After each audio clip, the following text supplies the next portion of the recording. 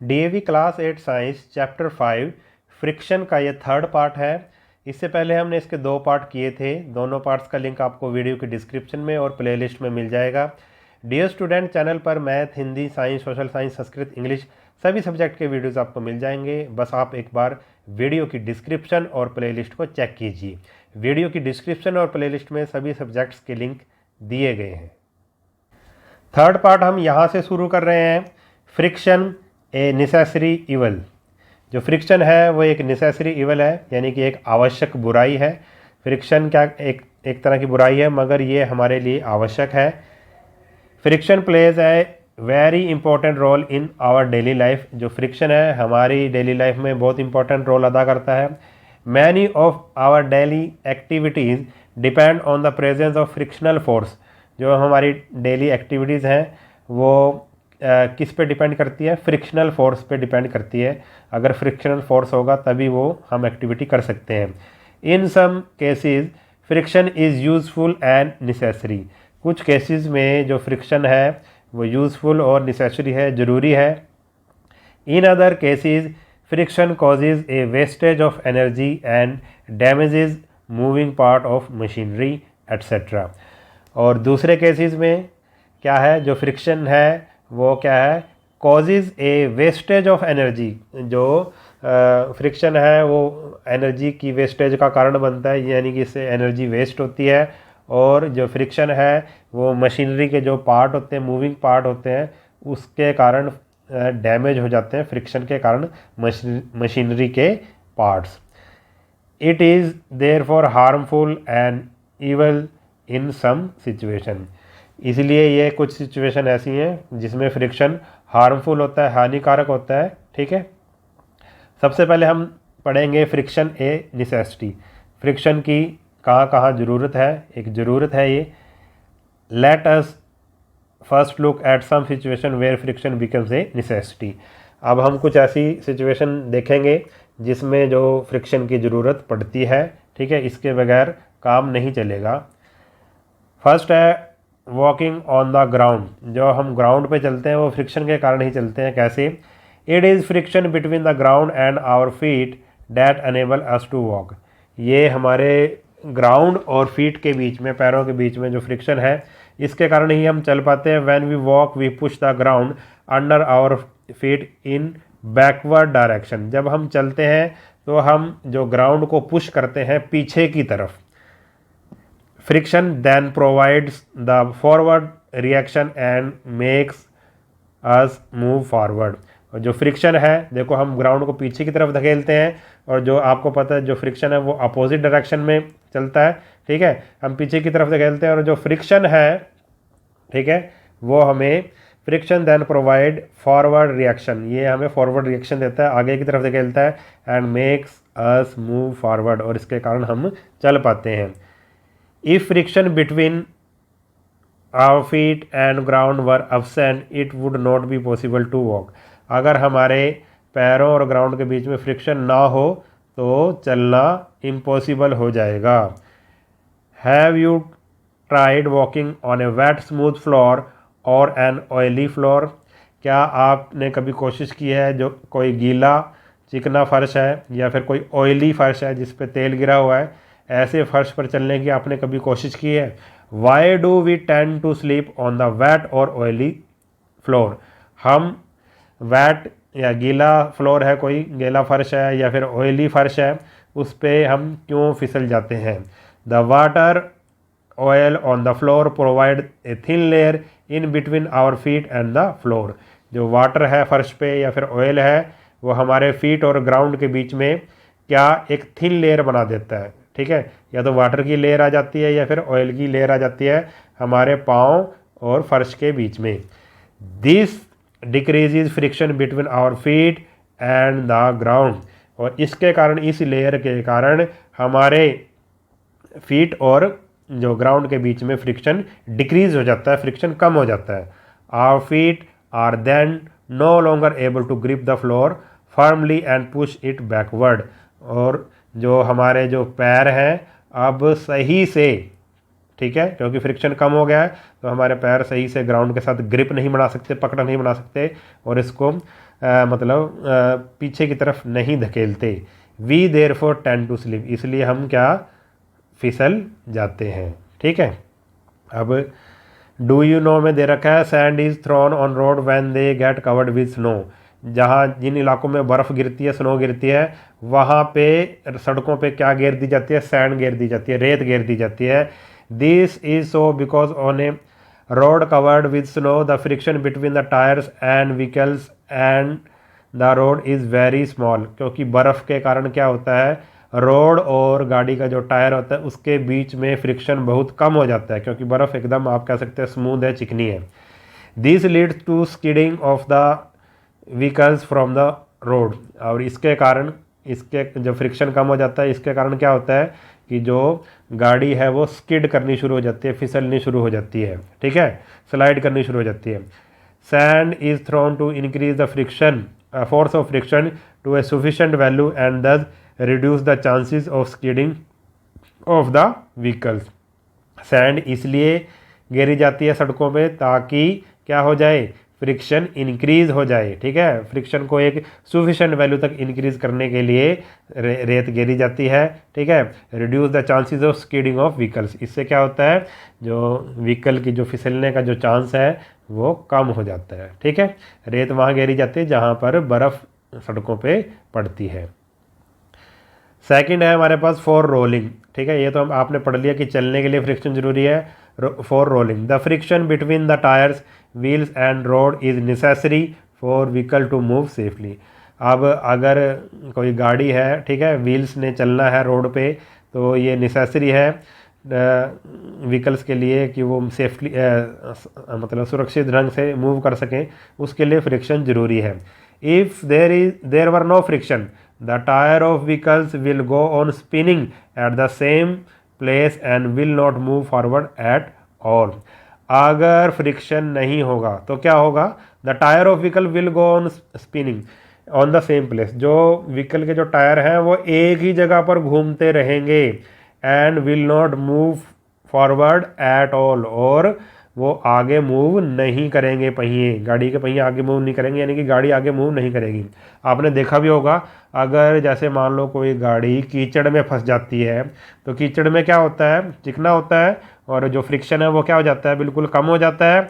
और जब वो ड्राइवर स्टार्ट करता है उसको, तो जो आपने देखा होगा गाड़ी का पहिया एक ही जगह पर घूमता रहता है, एक ही जगह पर घूमता रहता है। ठीक है, और गाड़ी आगे नहीं बढ़ती जब कीचड़ में फंस जाती है, यानी कि वहाँ पे फ्रिक्शन कम हो गया। यही केस होगा जब रोड और टायर के बीच में फ्रिक्शन अगर ना हो, तो जो गाड़ी का पहिया वो एक ही जगह पर घूमता रहेगा, वो आगे मूव नहीं करेगा।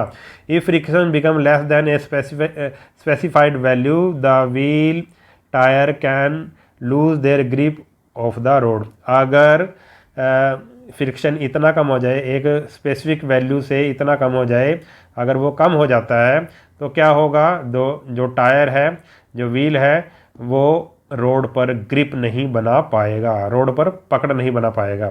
द व्हीकल में देन स्किड और टर्न, और जो व्हीकल है स्किड होगा या फिर वो टर्न हो जाएगा अगर फ्रिक्शन नहीं होगा। थर्ड है performing small day to day activity task. Day to day activity करने के लिए भी फ्रिक्शन ज़रूरी है। अब कौन कौन सी है वो पढ़ लेते हैं उसको। Can you imagine being able to write at all if there was no friction. क्या आप ये इमेजिन कर सकते हो, क्या आप लिख सकते हो अगर फ्रिक्शन ना हो, किसी चीज़ पे लिख सकते हो। Whenever we write with pen और पेंसिल और ऑन पेपर और with chalk on a blackboard, it is the friction that hold the ink chalk particle and makes them stick to the rough surface of paper blackboard। whenever, जब हम pen से लिखते हैं, pencil से लिखते हैं paper पर, और या ब्लैक बोर्ड पर चौक से लिखते हैं, तो इट इज़ द फ्रिक्शन, ये फ्रिक्शन के कारण ही क्या होता है, जो उसकी इंक होती है या चौक के पार्टिकल होते हैं वो रफ सरफेस पर चिपक जाते हैं। ठीक है, we all know from our day-to-day experience that it is easier to hold an earthen pot or a paper glass than hold a smooth glass tumbler। और आप डे टू डे एक्सपीरियंस है आपका कि कोई जो मिट्टी का पॉट है, मिट्टी का जो बर्तन है या फिर पेपर ग्लास है, उसको पकड़ना आसान होता है, जबकि एक जो ग्लास टम्बलर है, बिल्कुल एक शीशा कांच का गिलास है, वो जल्दी फिसल जाता है हाथ से, उसको पकड़ना थोड़ा मुश्किल होता है। ऐसा क्यों होता है? क्योंकि जो मिट्टी का बर्तन है वो थोड़ा खुरदरा होता है, पेपर ग्लास थोड़ा खुरदरा होता है, मगर जो ग्लास वैसा होता है, कांच का ग्लास होता है, टम्बलर होता है, ग्लास टम्बलर, वो स्मूथ होता है, उसमें फ्रिक्शन कम होता है, उसको पकड़ना मुश्किल होता है। Why is it so? ऐसा क्यों? It is friction which enable us to hold things safely in our hand. ऐसा क्यों है भाई? फ्रिक्शन के कारण ही, ये जो फ्रिक्शन ही है इसका कारण जो हमें चीज़ों को सेफली हाथ में पकड़ने में हेल्प करता है। ठीक है, फ्रिक्शन के कारण ही हम चीज़ों को पकड़ सकते हैं। Friction also enables us to keep things along a slope. ठीक है, फ्रिक्शन के कारण ही जो किसी स्लोप में हम चीज़ें रख सकते हैं। Imagine everything hurtling down hills and mountain if there were no friction. ठीक है, जैसे स्लोप क्या होता है, जैसे मान लो इस तरह से ये मैंने क्या बना दिया, एक स्लोप बना दिया। ठीक है, जैसे पहाड़ों पे होता है।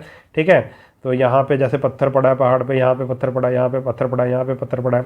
अगर फ्रिक्शन ना होता तो ये सारे जो पत्थर हैं वो सारे पहाड़ से क्या आ जाते, नीचे आ जाते। ठीक है, तो फ्रिक्शन के कारण क्या है, ये पत्थर हैं जो पहाड़ों पे एक तरह से रुके हुए हैं। We would not be able to fix a nail screw on the wall, would or tie a knot or light a matchstick had there been no friction between the surfaces. We would not able to, हम क्या नहीं कर सकते, fix a nail, कोई कील वगैरह screw वगैरह हम वाल पे नहीं लगा सकते थे, वुड पे नहीं लगा सकते थे, अपने टाई की नोट नहीं बांध सकते थे। ठीक है, और मैच स्टिक नहीं जला सकते थे। ठीक है, अगर दो सरफेस के बीच में फ्रिक्शन ना हो। फ्रिक्शन के कारण ही हम सब ये कार्य कर सकते हैं। नेक्स्ट है हमारे पास, अब हम तो हमने नेसेसिटी के बारे में पढ़ा था, अब हम पढ़ेंगे इवल के बारे में, न्यूसेंस के बारे में। ठीक है, कि फ्रिक्शन एक बुराई है। ठीक है, फ्रिक्शन कहाँ कहाँ हमारा नुकसान करती है उसके बारे में हम पढ़ेंगे। We now know that friction is needed for so many activity in our daily life. अब हम ये जान चुके हैं कि जो फ्रिक्शन है वो हमारे डेली लाइफ में इससे हम कई एक्टिविटीज़ करते हैं फ्रिक्शन से। However it has many disadvantages too and it is unwanted in certain situation. जबकि कुछ इसकी बहुत सारे क्या है, नुकसान भी हैं। ठीक है, और ये कुछ सिचुएशन में हमारे लिए अनवांटेड है फ्रिक्शन, हम नहीं चाहते कि इन सिचुएशन में फ्रिक्शन हो क्योंकि ये नुकसान करता है। Let us now look at some situation where friction is not desirable. अब हम कुछ ऐसे सिचुएशन देखेंगे जिसमें फ्रिक्शन नॉट डिज़ायरेबल है, यानी कि हमें फ्रिक्शन की ऐसी, हम नहीं चाहते कि फ्रिक्शन हो ऐसी सिचुएशन में। ठीक है, अब पढ़ते हैं हम। सबसे पहली सिचुएशन दी है, friction consumes a substantial part of the useful energy available to us. जो फ्रिक्शन है वो कंज्यूम कर लेता है, यानी कि फ्रिक्शन ले लेता है क्या, एनर्जी का एक बहुत बड़ा पार्ट फ्रिक्शन के कारण खराब हो जाता है। ठीक है, a friction opposes any relative motion between two object in contact, some of the effort applied to the moving object is wasted in overcoming friction. आपको पता है कि फ्रिक्शन अपोज करता है, दो ऑब्जेक्ट हैं उनके बीच में रिलेटिव मोशन को क्या करता है, अपोज करता है, उसका विरोध करता है। इसके कारण बहुत सारी जो एनर्जी है, फोर्स जो हमने लगाया है वो क्या हो जाती है, वेस्ट हो जाती है फ्रिक्शन को ओवरकम करने के लिए, फ्रिक्शन को जीतने के लिए। ठीक है, बहुत सारी एनर्जी वेस्ट हो जाती है। अब इसमें दे रखा है हमारे पास, डू यू नो में बता रखा है कि friction can never entirely eliminated, friction को पूरी तरह से नहीं हटाया जा सकता। We can not reduce friction to zero by continuously polishing and smoothing surface. हम फ्रिक्शन को कभी भी किसी भी केस में जीरो नहीं कर सकते, चाहे हम उसको कितना भी पॉलिश कर दें सरफेस को, चाहे कितना भी उसको चिकना बना दें। In fact friction can go up to a very high value for ultra smooth surfaces. In fact, और ये इसने एक फैक्ट बताया कि ऐसा भी होता है कई बार कि जो फ्रिक्शन अगर बहुत ज़्यादा अल्ट्रा स्मूथ कर दें सरफेस को, ठीक है, बहुत ज़्यादा चिकना कर दें तो फ्रिक्शन बढ़ जाता है। This is because the molecule come very close to each other in such surfaces and exert very strong attractive force to one another. तो ज़्यादा चिकना करने से क्या होता है, बहुत ज़्यादा चिकना करने से जो उसके मॉलिक्यूल होते हैं दोनों सरफेसिस के, वो एक दूसरे के बहुत पास आ जाते हैं और उनके बीच में एक स्ट्रॉन्ग अट्रैक्टिव फोर्स आ जाता है, एक दूसरे को वो एक तरह से चिपक जाते हैं एक दूसरे से। वो let us to us they would appear a very strong interlocking of the surface, और इसके कारण हमें ये लगता है कि उनके बीच में अगर ज़्यादा चिकने कर दिए तो उनके मॉलिक्यूल के बीच में बहुत वेरी स्ट्रॉन्ग इंटरलॉकिंग हो जाती है, यानी कि उसका फ्रिक्शन बढ़ जाता है। इंटरलॉकिंग ज़्यादा होगी तो फ्रिक्शन भी बढ़ जाएगा। सेकेंड है हमारे पास, friction is responsible for a lot of wear and tear of moving part object. Friction जो भी मूविंग पार्ट्स होते हैं या ऑब्जेक्ट होते हैं, कोई मशीन मूव कर रही है तो उसके कारण उसमें वियर एंड टियर होता है, उसमें वो घिस जाता है, टूट फूट जाता है, ठीक है, फ्रिक्शन के कारण उसके पार्ट मशीन की। We must have seen the worn out of step of foot over bridges at railway station और the worn out soles of old shoes. हाँ, आपने ये ज़रूर देखा होगा कि जो फुट ओवर ब्रिजेज होते हैं जिस पे लोग चलते हैं पैदल सड़क पार करने के लिए, ओवर ब्रिज होते हैं फुट ओवर, उसकी जो स्टेप्स हैं वो घिस जाती हैं। क्यों घिस जाती हैं? वो भी फ्रिक्शन के कारण ही घिसती हैं। और हमारे जो ओल्ड शूज़ को देखो, आप पुराने जूतों को देखो, जो उसकी सोल होती है वो घिसी हुई होती है, वो भी फ्रिक्शन के कारण ही होता है। Have you ever thought about the cause of this observation? क्या आपने इन ऑब्जर्वेशन जो आपने नोट करी दो, ठीक है, ऑब्जर्वेशन जूते वाली और फुट ब्रिज वाली, क्या इसका कारण आपको पता है? It is friction which wears out surfaces rubbing against each other. ये फ्रिक्शन ही है जिसके जो वियर आउट करता है, जिसके कारण जो सरफेस में जो रबिंग होती है, जैसे ग्राउंड और हमारे जूते के बीच में जो रबिंग होती है, उसके कारण फ्रिक्शन, ठीक है, फ्रिक्शन के कारण फिर क्या होता है, वियर आउट होता है, वो चीज़ें घिस जाती हैं। For this very reason the moving part of old machine need replacement. और इसी रीज़न के कारण, इसी के ही कारण क्या होता है, जो मशीन के जो मूविंग पार्ट्स होते हैं, जो मशीन के अंदर जो मूव करती हैं चीज़ें, उनको हमें क्या करना पड़ता है, रिप्लेस करना पड़ता है, बदलना पड़ता है, ठीक है, क्योंकि जब वो एक दूसरे को रब करते हैं पार्ट्स तो वो घिसते हैं फ्रिक्शन के कारण। थर्ड है, a significant amount of energy supply to machine gets wasted in form of heat energy while overcoming the force of friction. और एक जब हम किसी मशीन का यूज़ करते हैं, ठीक है, तो significant amount of energy supply to a machine gets तो वेस्ट हो जाती है, हमारी बहुत ज़्यादा जो एनर्जी है वो वेस्ट हो जाती है। क्यों हो जाती है? Wasted in the form of heat की फॉर्म में वो वेस्ट हो जाती है, क्योंकि जब आपस में रगड़ होती है दो पार्ट्स की तो हीट पैदा होती है जिससे एनर्जी वेस्ट हो जाती है, ठीक है। While overcoming the force of friction, जो फोर्स ऑफ फ्रिक्शन पैदा होता है उसको ओवरकम करने के लिए हमारी बहुत सारी एनर्जी वेस्ट हो जाती है। We all have observe that when we strike a match stick against a rough surface it catches fire. आपने ये ऑब्जर्व किया है, जब हम एक माचिस की तीली को रफ सरफेस पे रगड़ेंगे तो ये आग पकड़ लेती है। Also when we vigorously rub our palm together for a few minutes they become warm. और ये भी है कि जब हम अपनी जो पाम्स हैं, हथेलियों को तेज़ी से रगड़ेंगे तो वो गर्म हो जाती हैं। आपने देखा होगा जब सर्दियों में हम रगड़ते हैं अपनी हथेलियों को तो वो गर्म हो जाती हैं। This is because friction leads to production of heat.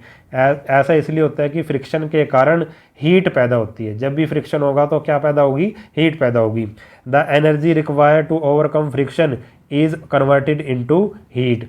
और जो फ्रिक्शन को ओवरकम करने के लिए जो एनर्जी चाहिए वो इसमें चेंज हो जाती है, हीट में चेंज हो जाती है। While this is welcome for warming up our palm on a winter morning it becomes a problem between the moving part of a machine.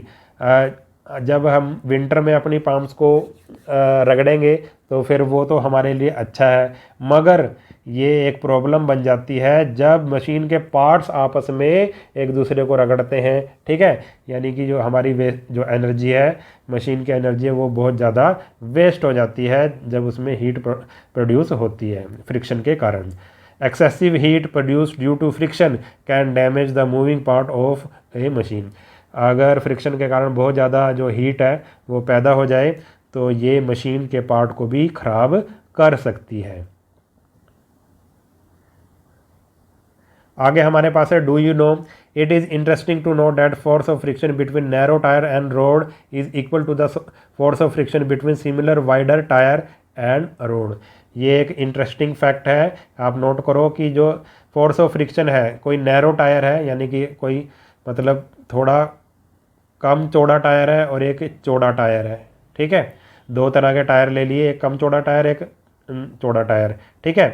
दोनों में रोड और टायर के बीच में जो फ्रिक्शन है वो सेम होगा, ठीक है। अगर एक गाड़ी में ऐसा टायर लगा है और एक गाड़ी में ऐसा टायर लगा है, ठीक है, और उन दोनों गाड़ी का जो वेट है वो सेम है, ठीक है, तो सेम फ्रिक्शन दोनों में क्या लगेगा, सेम फ्रिक्शन लगेगा दोनों टायरों पे, चाहे वो चौड़ा है चाहे वो कम चौड़ा है। This is so because the force of friction is independent of the area of contact. ऐसा इसलिए है कि जो फोर्स ऑफ फ्रिक्शन है उसका एरिया ऑफ कॉन्टैक्ट कम होने से या ज़्यादा होने से कुछ भी प्रभाव नहीं पड़ता, वो independent of the area of contact है, यानी कि एरिया से उसका कोई रिलेशन नहीं है, एरिया कम हो या ज़्यादा वो फ्रिक्शन सेम रहेगा। Wider tyre of vehicle spread the weight of the vehicle over a large surface and hence decrease the wear and tear of the tyres. जो ब्रॉडर टायर होगा, बड़ा टायर होगा, लार्जर टायर होगा, वो क्या करेगा, जो वेट ऑफ द व्हीकल है, व्हीकल का जो वेट है उसको लार्जर सरफेस एरिया में स्प्रेड कर देगा, फैला देगा, जिससे टायर की जो वियर एंड टीयर है वो मतलब टायर को नुकसान कम होगा, टायर कम घिसेगा अगर टायर चौड़ा होगा तो। नेक्स्ट हमारे पास मेथड ऑफ इंक्रीजिंग फ्रिक्शन। अब कुछ सिचुएशन ऐसी भी हैं जब हमें जो फ्रिक्शन को इंक्रीज़ करना पड़ेगा और कुछ सिचुएशन ऐसी भी होती हैं जब हमें फ्रिक्शन को डिक्रीज़ करना पड़ेगा। तो हम इसमें ये पढ़ रहे हैं कि फ्रिक्शन को हम इंक्रीज़ कहाँ कहाँ करेंगे, क्यों करेंगे। We now know that friction is desirable in some situation and undesirable in other situation। अब हम ये जान चुके हैं कि फ्रिक्शन कुछ स्थितियों में तो हमें वांटेड है और कुछ स्थितियों में ये क्या है, अनवांटेड है। कुछ जो सिचुएशन है हमें उसमें फ्रिक्शन चाहिए और किसी में नहीं चाहिए। When ever friction is required it is increased by making surface rough. जब हमें फ्रिक्शन की ज़रूरत होती है तो हम इसको कैसे कर सकते हैं, कैसे बढ़ा सकते हैं, जो सरफेस है उसको खुरदरा बनाकर हम फ्रिक्शन को बढ़ा सकते हैं, रफ कर देंगे उसको, सरफेस को। Why do you think tyre of vehicles like have treads on them. आपने देखा होगा कि जो कार और बस के जो टायर हैं उनमें इस तरह का क्यों होता है, ये बना हुआ है ना, इस तरह का ट्रेड्स क्यों होते हैं उसमें, ठीक है। इसको ऐसे खुरदरा सा क्यों बनाया जाता है, इसमें कट्स क्यों डाले जाते हैं। Why is the sole of your shoes grooved. ऐसे ही आपका जो जूता है, ठीक है, आपका जो जूता है इस तरह से आपका जूता भी इसमें भी ऐसे ऐसे खांचे क्यों बनाए जाते हैं, ठीक है। The treads and grooves improve their grip on the road. और इन ट्रेड्स के कारण और इन ग्रूव्स के कारण क्या होती है, हमारी जो रोड के साथ वो ग्रिप बन जाती है, पकड़ बन जाती है। This increases the friction to desired value and help us to avoid skidding and slipping. इसके कारण जो हम ये ग्रूव करेंगे या ट्रेड करेंगे, इसके कारण क्या होता है, जो फ्रिक्शन बढ़ जाता है एक डिज़ायर्ड वैल्यू तक, जो जितना हम फ्रिक्शन चाहते हैं उतना बढ़ जाता है, और एंड हेल्प टू अवॉइड, और इसके कारण हम क्या फिसलने से, स्लाइड करने से बच जाते हैं। Sportsman and players are special types of sport shoes with spikes a piece of metal rubber on their shoes soles. जो स्पोर्ट्समैन होते हैं, खिलाड़ी होते हैं, जैसे हॉकी के खिलाड़ी हैं, क्रिकेट के खिलाड़ी हैं या फिर फुटबॉल के खिलाड़ी हैं, उनके जूतों के नीचे क्या लगे होते हैं, आपने देखा होगा स्पाइक्स लगे होते हैं, ठीक है। उसके कारण क्या होता है, this help to get a better grip on the ground. उसके कारण, इन स्पाइक्स के कारण उनकी जो ग्राउंड के साथ ग्रिप, जो पकड़ है वो बेटर हो जाती है और वो फिर नहीं फिसलते। Athlete and other sport person when they play often make use of friction. जब एथलीट और जो स्पोर्ट्समैन जब खेलते हैं तो वो अक्सर फ्रिक्शन का यूज़ करते हैं। Gymnast often applied some coarse substance chalk powder on their hands. जो जिमनास्ट होते हैं, आपको पता होगा जिमनास्ट क्या होते हैं, ठीक है। जिमनास्ट क्या करते हैं, आप कुछ करने से पहले, अपनी एक्टिविटी करने से पहले क्या करते हैं, अपने हाथों पे क्या रगड़ लेते हैं, खुरदरा सा पदार्थ रगड़ लेते हैं या चौक पाउडर रगड़ लेते हैं, ठीक है, जिसके कारण क्या होता है, फ्रिक्शन बढ़ जाता है उनके हाथों में और उनकी पकड़ है जो बार वगैरह के साथ वो अच्छी हो जाती है। By doing so they increase the friction between their hands and uneven bars. ठीक है, जब वो बार पे लटकते हैं, उसमें कलाबाजी वगैरह करते हैं, तो उस बार के साथ जो डंडा होता है, जब वो अपने हाथों पर कुछ रगड़ लेते हैं खुरदरा पदार्थ, तो उनकी हाथों की ग्रिप उस बार के साथ अच्छी बन जाती है। ठीक है, this gives them a better grip, उनके कारण उसकी ग्रिप अच्छी हो जाती है। For the same reason kabaddi players rub their hand with soil for making a better grip on their opponent. आपने देखा होगा कबड्डी के प्लेयर अपने हाथों में क्या रगड़ते हैं, अपने हाथों में मिट्टी रगड़ते हैं। क्यों रगड़ते हैं? ताकि उनका जो फ्रिक्शन है वो बढ़ जाए। ठीक है, फ्रिक्शन बढ़ने से क्या, जब वो अपने अपोनेंट खिलाड़ी को पकड़ेंगे, जब अपने दूसरी टीम के खिलाड़ी को पकड़ेंगे, तो उनकी ग्रिप अच्छी होगी, इसलिए वो हाथों में मिट्टी रगड़ते हैं। तो हमने ये पढ़ लिया कि कैसे फ्रिक्शन को बढ़ाना है और हमें फ्रिक्शन को बढ़ाने से कई बार हेल्प मिलती है। अब हम फ्रिक्शन को घटाने की बात करेंगे, रिड्यूस कैसे करना है। Method of reducing friction. We now know that in very many situations friction is undesirable and we would want to minimize it। अब हम ये पढ़ चुके हैं, हम जान चुके हैं कि कई सिचुएशन में फ्रिक्शन हमारे लिए अनडिज़ायरेबल होता है, कि हम नहीं चाहते फ्रिक्शन को। ठीक है, और हम इसको कम करना चाहते हैं फ्रिक्शन को। The following are some common ways to reduce friction. अब कुछ ऐसी वेज, हम कुछ ऐसे तरीके देखेंगे जिससे फ्रिक्शन को रिड्यूस किया जाता है, कम किया जा सकता है। सबसे पहला तरीका है polishing. When we polish a surface, its roughness decreases। जब हम किसी सरफेस को पॉलिश करेंगे तो इसकी जो रफनेस है, इसका खुरदरापन है, वो क्या हो जाता है, कम हो जाता है। The surface becomes smooth and friction get reduce. जो पॉलिश करने से जो सरफेस है वो चिकना हो जाता है और जो फ्रिक्शन है वो कम हो जाता है।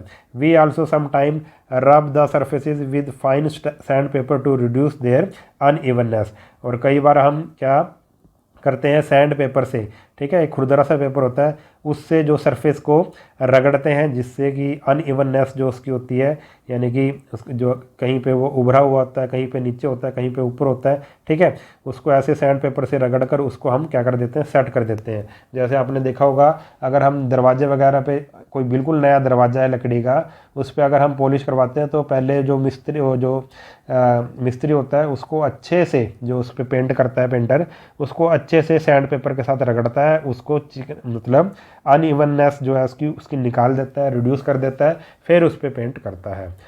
सेकंड है हमारे पास लुब्रिकेशन। लुब्रिकेशन क्या होता है? We all know that when a few drop of oil are poured on the hinges of a door, the door moves such much more smoothly. आपने ये देखा होगा, हम जानते हैं कि जब कुछ ऑयल की बूंदें हिंजेस में डाली जाती हैं, दरवाजे के कब्जे में जब डाली जाती हैं, तो दरवाज़ा फिर आसानी से खुलने लगता है।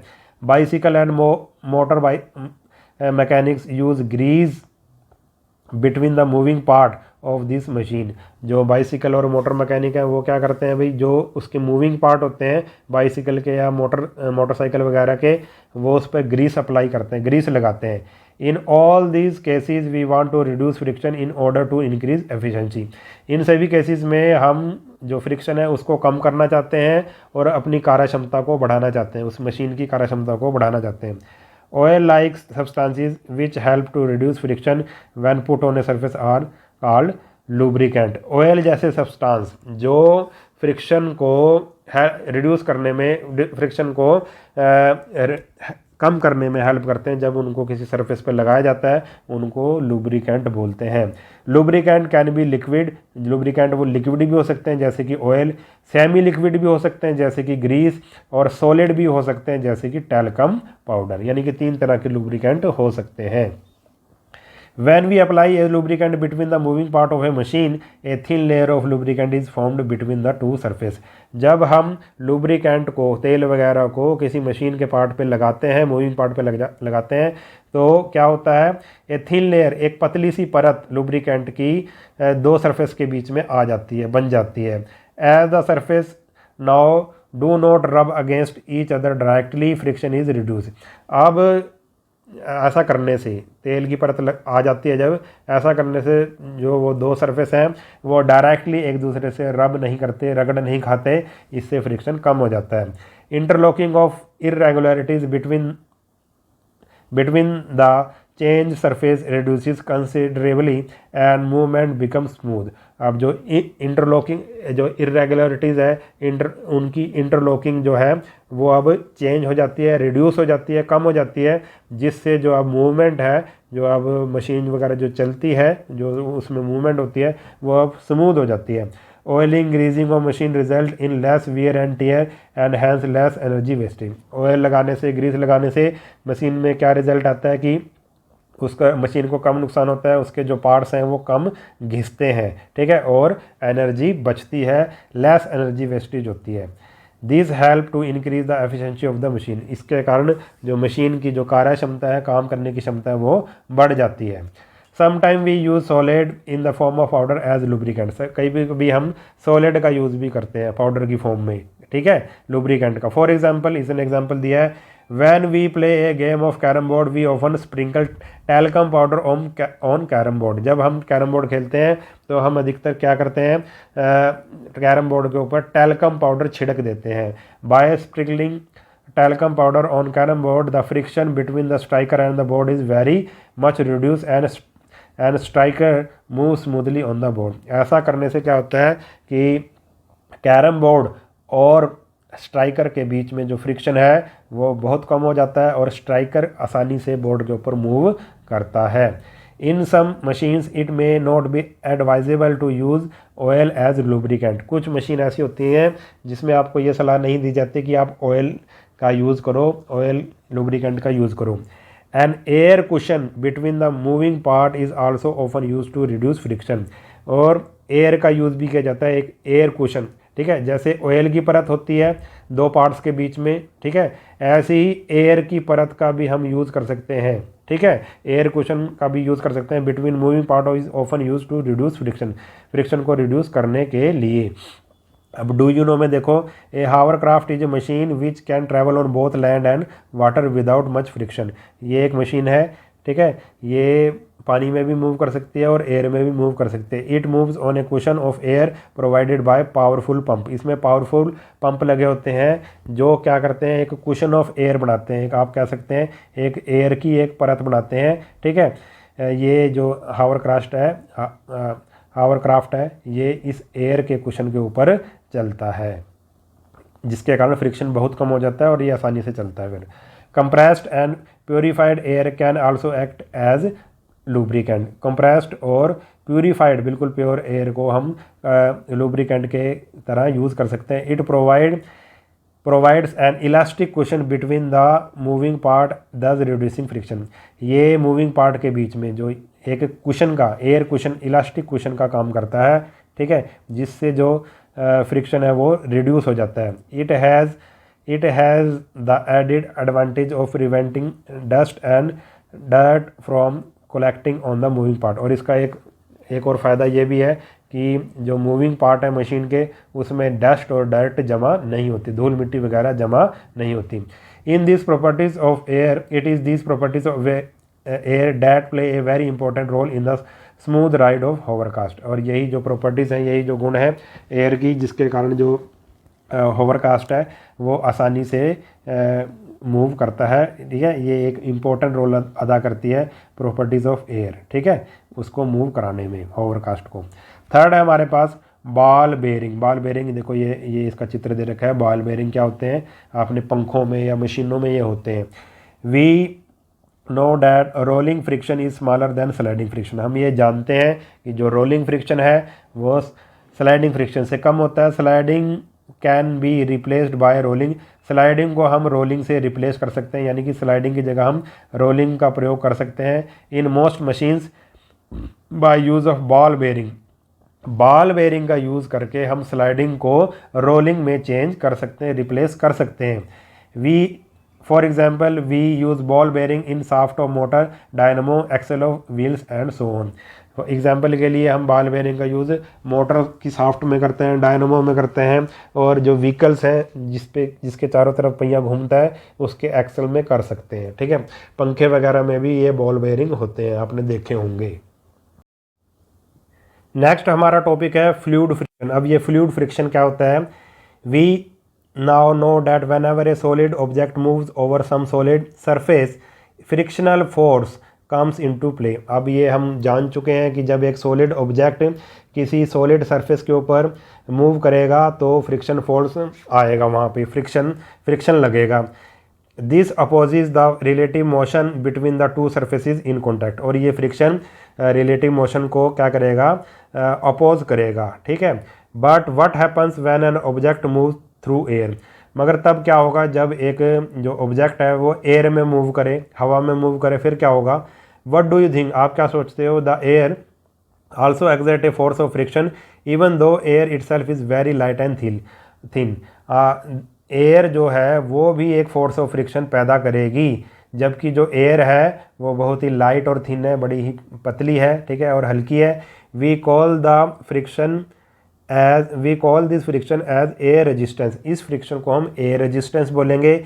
It also opposes the motion of object through it. और ये जो एयर फ्रिक्शन है, ठीक है, ये क्या करेगा, एयर रेजिस्टेंस है वो क्या करेगा, ये ऑब्जेक्ट कोई हवा में मूव करेगा तो उसको अपोज करेगा, उसकी जो मूवमेंट को, उसकी मोशन को अपोज करेगा, उसका विरोध करेगा।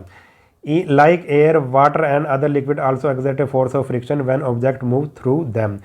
हवा की तरह ही अगर पानी में या किसी दूसरे लिक्विड में कोई ऑब्जेक्ट मूव करेगा तो भी वो क्या लगाएंगे, यानी कि जिस तरह हवा फ्रिक्शन लगाएगी वैसे ही वाटर और दूसरे लिक्विड में भी फ्रिक्शन लगेगा, ठीक है, अगर कोई ऑब्जेक्ट उसमें से मूव करेगा, ठीक है। अगर कोई चीज़ पानी में चलती है या दूसरे लिक्विड में चलती है तो उसको भी फ्रिक्शन का सामना करना पड़ेगा।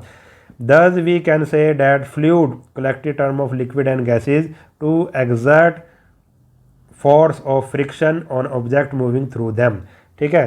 फ्लूइड का यहाँ पे मतलब क्या है, फ्लूइड में लिक्विड भी आ गई और गैसेस भी आ गई, ठीक है। फ्लूइड में लिक्विड भी आ जाती हैं और गैसेस भी आ जाती हैं, यानी कि फ्लूइड में जब कोई चीज़ मूव करेगी, कोई भी ऑब्जेक्ट मूव करेगा, उसमें से होके गुजरेगा, हवा में से होके मूव करेगा या पानी में मूव करेगा या दूसरे लिक्विड में मूव करेगा, तो वो जो फ्लूइड है वो एक्सर्ट फोर्स ऑफ फ्रिक्शन पैदा करेगा, यानी कि उस ऑब्जेक्ट को फोर्स ऑफ फ्रिक्शन का सामना करना पड़ेगा। आगे है हमारे पास द फोर्स ऑफ फ्रिक्शन, यानी कि फ्लूइड में, of an object in A fluid depend on.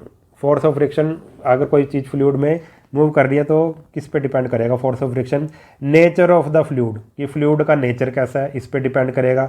Shape of moving object, the area of contact, यानी कि उसकी जो शेप है उस पर डिपेंड करेगा जो ऑब्जेक्ट उसमें से मूव कर रहा है। तीसरा, speed of moving object with respect to the fluid, कि जो उस मूविंग ऑब्जेक्ट की, हवा में कोई चल रहा है या पानी में कोई चल रहा है, उसकी स्पीड कितनी है, इन तीनों चीज़ों पे डिपेंड करेगा। नेचर ऑफ द फ्लूइड, जैसे कि मान लो पानी है, ठीक है, और दूसरा हमने ले लिया हनी ले लिया, शहद ले लिया। मान लो एक, इमेजिन करो, मान लो एक पानी का तालाब है, ठीक है, उसमें हमने बोट चलानी है।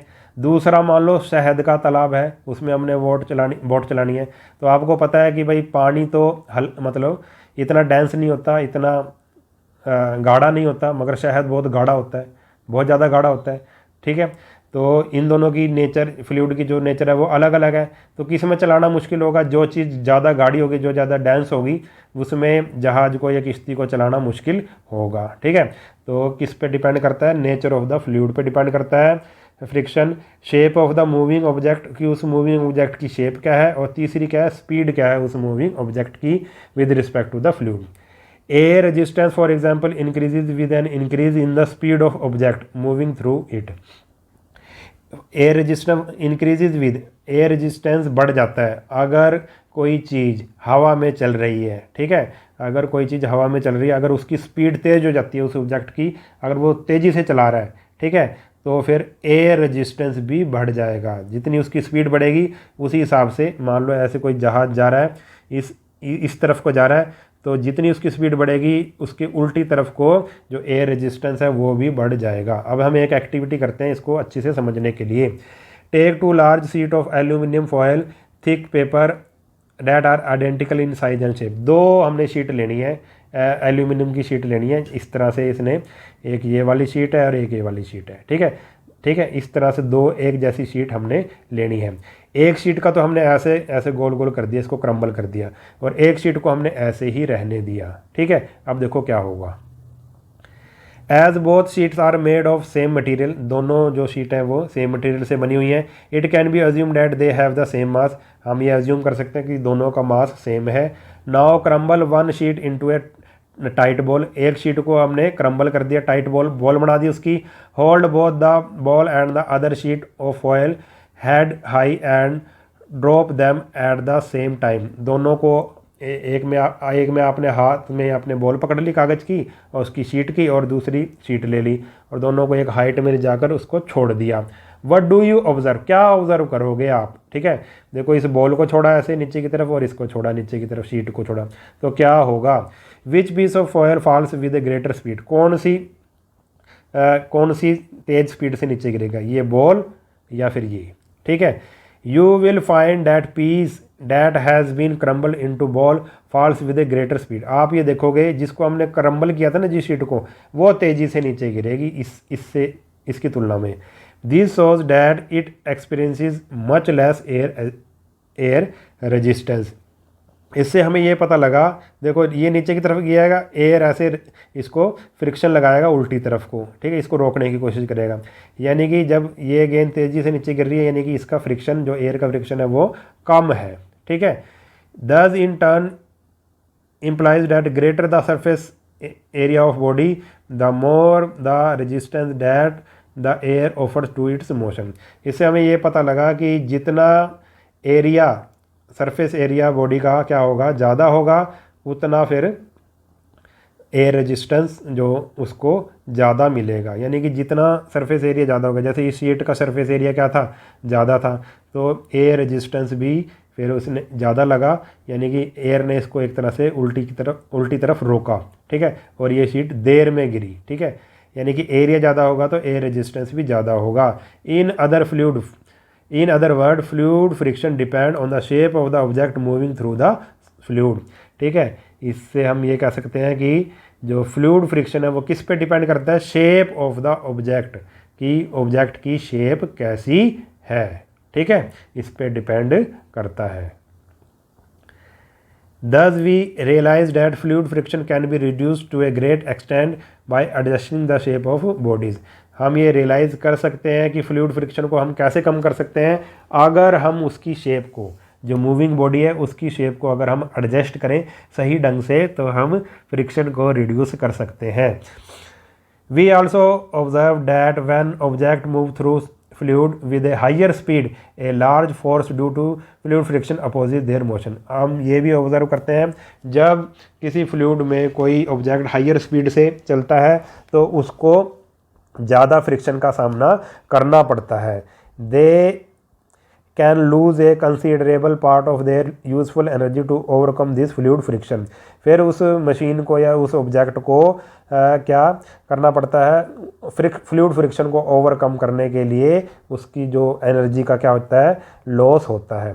To minimise this energy loss the bodies are given special steps, तो इस जो एनर्जी लॉस को कम करने के लिए, एनर्जी जो घाटा हो रहा है हमारा एनर्जी का, उसको कम करने के लिए जो बॉडीज़ हैं, ऑब्जेक्ट हैं फ्लूइड में जो चलते हैं, उनकी हम क्या करते हैं, उसको एक स्पेशल शेप देते हैं। जैसे एक हवाई जहाज़ है, हवा में उड़ रहा है तो एक स्पेशल शेप उसको दी गई है।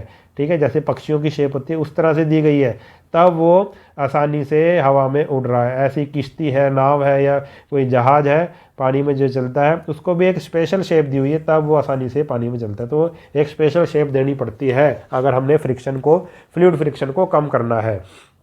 In class 6th we have already learned that bird and fishes have to move about in fluid almost all the time.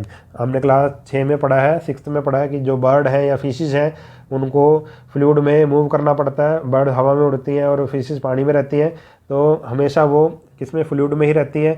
Their bodies must therefore have evolved to shapes which would make them lose less energy in overcoming fluid friction.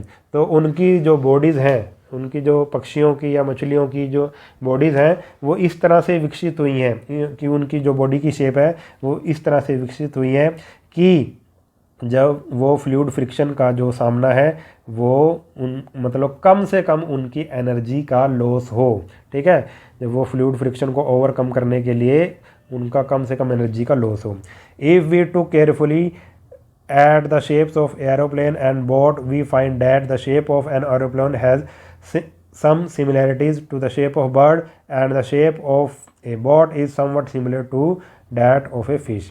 ठीक है, और आपने ध्यान से अगर आप aeroplane की shape देखो, बोट की शेप देखो, तो आपको एरोप्लेन की जो शेप है वो पक्षियों जैसी लगेगी और जो बोट की जो शेप है वो इसके जैसी लगेगी, मछलियों जैसी लगेगी। ऐसा क्यों है? क्योंकि हमने उन्हीं से ही, वैज्ञानिकों ने, साइंटिस्ट ने उनकी शेप देखकर ही ये अंदाज़ा लगाया कि ये अगर आसानी से उड़ सक रहे हैं या तैर सक रहे हैं तो ऐसी ही शेप की हमें भी मशीन बनानी चाहिए ताकि फ्लूइड फ्रिक्शन कम से कम लगे। Nature thus gives many useful idea to mankind, इसलिए जो नेचर है उसने मनुष्य को बड़े ही यूज़फुल आइडिया दिए हैं। Scientist often put them to use in designing the shape of object. ठीक है, साइंटिस्ट ने नेचर को देखकर कई जो शेप्स हैं, ऑब्जेक्ट की जो शेप्स हैं, उनको डिज़ाइन किया है। Sport vehicles are often so design made more pointed toward front, the air flows smoothly over their surface in such a way that every air particle passes a particular point with the same speed and the same direction। जो sports car हैं, ये vehicles हैं, उनको इस तरह से design किया जाता है कि जो एयर है वो इस तरह से बिल्कुल स्मूथली फ़्लो करे ओवर दी सर्फेसिस इन सच ए वे कि उस ऑब्जेक्ट से इस तरह से एयर मूव करे कि एयर का हर एक पार्टिकल, ठीक है, किसी पर्टिकुलर पॉइंट से सेम स्पीड और सेम डायरेक्शन में वहाँ से गुजरे। ठीक है, such a flow is called streamline flow, ऐसे फ्लो को हम स्ट्रीम लाइन फ्लो कहेंगे।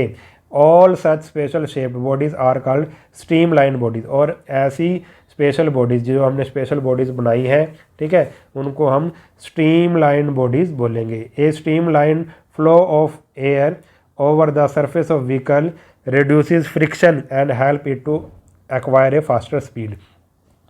ये एक स्ट्रीम लाइन फ्लो जो होता है of air over a surface of a vehicle, किसी व्हीकल के सरफेस के ऊपर, इसके कारण क्या होता है, जो फ्रिक्शन है, एयर रेजिस्टेंस है, वो क्या हो जाता है, रिड्यूस हो जाता है, और इसको जो ऑब्जेक्ट है या कोई मशीन वगैरह है, एरोप्लेन वगैरह है, उसको एक तेज़ स्पीड वो एक्वायर फिर कर सकता है। ठीक है, तो ये देखो एरोप्लेन, ये स्ट्रीमलाइन शेप है, ये भी स्ट्रीमलाइन शेप है। ठीक है, एरोप्लेन को हमने पक्षियों जैसा बनाया है और जो बोट है उसको हमने मछलियों जैसा बनाया है। ठीक है, तो ऐसी स्पेशल शेप्स को क्या बोलेंगे हम, स्ट्रीमलाइन शेप बोलेंगे। अब ये डू यू नो में भी देख लेते हैं क्या है। Look around and you will find that the vehicles moving on the road come in a variety of shapes and design. आपने देखा होगा जी कि रोड पे जो व्हीकल चलते हैं वो अलग अलग डिज़ाइन और शेप के होते हैं। These different shapes and design are constantly evolve and developed by car engineer and designer. और जो डिफरेंट शेप आप देखते हो, ये जो वैज्ञानिकों के द्वारा, जो डिज़ाइनर होते हैं, इंजीनियर होते हैं, उनके द्वारा विकसित किए गए हैं। Their attempt not only make the car look beautiful but also reduce the effect of the force friction when they move on the roads. वो ये जो शेप है वो इसको ब्यूटीफुल बनाने के लिए नहीं, बल्कि इस तरह से बनाते हैं वो इस डिज़ाइन को कि जो एयर का जो फ्रिक्शन है, जो उसका इफ़ेक्ट है, वो एयर फ्रिक्शन है जो वो कम हो जाए जब ये गाड़ी वगैरह, जो ये मशीन है, जब रोड पे चले। ठीक है, जब ये व्हीकल रोड पे चले तो इस तरह से डिज़ाइन बनाया जाता है कि कम से कम जो एयर का फ्रिक्शन लगे। Racing car which have to move really fast are given very different shape. जैसे ये रेसिंग कार दिखा रखी है, इसको एक जो बहुत तेज़ चलती है, इसको एक डिफरेंट शेप दी गई है। Their special streamline shapes lower the air resistance to very low values, this enable this car to move really fast. इनकी जो स्पेशल शेप हमने स्ट्रीमलाइन शेप जो इसको दी है, इसके कारण जो एयर रेजिस्टेंस है उसकी वैल्यू बहुत कम हो जाती है और इसके कारण ये जो कार है बड़ी तेज़ी से चलती है। तो ये चैप्टर हुआ हमारा कंप्लीट। अगर वीडियो आपको अच्छा लगा है तो वीडियो को लाइक और शेयर ज़रूर कर देना, चैनल को सब्सक्राइब ज़रूर कर लेना। मिलते हैं नेक्स्ट वीडियो में, तब तक के लिए नमस्कार।